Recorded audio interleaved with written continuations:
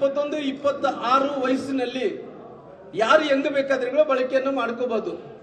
ಒಳ್ಳೆತನವನ್ನು ಬಳಕೆ ಮಾಡಿಕೊಂಡ್ರೆ ಅದು ಒಳ್ಳೇದಾಗುತ್ತೆ, ಕೆಟ್ಟತನವನ್ನು ಬಳಕೆ ಮಾಡಿಕೊಂಡ್ರೆ ಅದು ಕೆಟ್ಟದಾಗಿ ಪರಿಣಮಿಸುತ್ತೆ. ಅಂದ್ರೆ ಇದು ಅದಕ್ಕೋಸ್ಕರವಾಗಿ ಕ್ಷುಲ್ಲಕ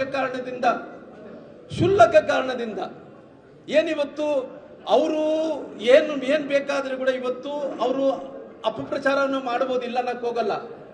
ಏನು ಕ್ಷುಲ್ಲಕ ಕಾರಣ ಅಂದ್ರೆ ಏನು? ಜನಾರ್ದನ್ ರೆಡ್ಡಿ ಅವರು ಶಾಸಕರಿದಾರ, ಅವರು ಮನೆ ಹತ್ರ ಬ್ಯಾನರ್ ಕಟ್ಟಿರೋಕ್ಕೋಸ್ಕರ, ಮನೆ ಹತ್ರ ಅಂದ್ರೆ ಮನೆಗೂ ಹಾದಿಗೆ ಹೋಗಂತ ರಸ್ತೆಯಲ್ಲಿ ಬ್ಯಾನರ್ ಕಟ್ಟಿರೋ ಕಾರಣ ಜನಾರ್ದನ್ ರೆಡ್ಡಿ ಅವರು ಬಹಳ ಕ್ಲಿಯರ್ ಆಗಿ ಹೇಳಿದ್ದಾರೆ. ಬೆಳಿಗ್ಗೆ ಬಂದಂತ ಟೈಮಲ್ಲಿ, ಅಣ್ಣೋರೇ ನೀವು ಕಟ್ಟಂಗಿದ್ರೆ ಮಹರ್ಷಿ ವಾಲ್ಮೀಕಿಯವರ ಪುತ್ಳಿಯನ್ನು ಅನಾವರಣ ಮಾಡ್ತಾ ಇದ್ರಿ, ದಯವಿಟ್ಟು ನೀವು ಇನಾಗ್ರೇಷನ್ ಮಾಡ್ಕೊಳ್ಳಿ, ನಮ್ದೇನು ಅಭ್ಯಂತರ ಇಲ್ಲ, ನಾನು ಮನೆ ಹಾದಿಗೆ ಹೋಗಕ್ಕೆ ಕಾರ್ಗೆ ಹೋಗಕ್ಕೆ ಅವಕಾಶವನ್ನು ಮಾಡಿಕೊಡ್ರಿ ಅಂತ ಕೇಳಿದಾರ.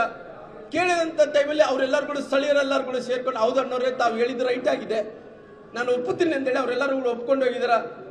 ಅವರೆಲ್ಲರೂ ಕೂಡ ಪ್ರೀ ಪ್ಲಾನ್ಡ್ ಆಗಿ ಜನಾರ್ದನ್ ರೆಡ್ಡಿ ಅವ್ರನ್ನ ಎಂಥ ಪರಿಸ್ಥಿತಿಯಲ್ಲಿ ಕೂಡ ನಾವು ಜಗಳ ಮಾಡಲೇಬೇಕು ಅಂತ ಬಂದಂಥವ್ರು ಅವ್ರು ಪ್ಲಾನ್ ಮಾಡ್ಕೊಂಡ್ರೆ ಯಾರಿಗೆ ಗೊತ್ತಿಲ್ಲರಿ. ನಮ್ಗೆ ಯಾರು ಕೂಡ ಭಾರತೀಯ ಜನತಾ ಪಾರ್ಟಿ ಕಾರ್ಯಕರ್ತರಿಗೆ ನಮ್ಮ ಅಧ್ಯಕ್ಷರಾದಂಥ ಅನಿಲ್ ನಾಯ್ಡು ಅವರು ಇಲ್ಲೇ ಇದ್ದಾರ, ಅವ್ರಿಗೆ ಯಾರಿಗೂ ಕೂಡ ಗೊತ್ತಿಲ್ಲರಿ. ನಮ್ಗೆ ಯಾರಿಗೂ ಕೂಡ ಸಡನ್ ಆಗಿ ಜನಾರ್ದನ್ ರೆಡ್ಡಿ ಅವರು ಗಂಗಾವತಿಯಿಂದ ಬರ್ತಾ ಇದ್ದಾರ.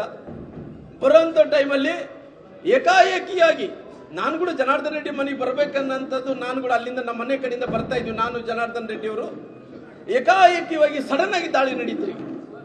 ಆ ಸಡನ್ ಆಗಿ ದಾಳಿ ನಡೆದ ತಕ್ಷಣ ಏನಾಯ್ತು, ಅವರು ನೂಕುಲ ಮಾಡ್ತಾ ಇದ್ರೆ ನಮ್ಮ ಕೈಲಿ ಆಗ್ಲಿಲ್ಲ, ನಾವು ಸೈಡಿಗೆ ಬಂದು ನಿಂತೀವಿ.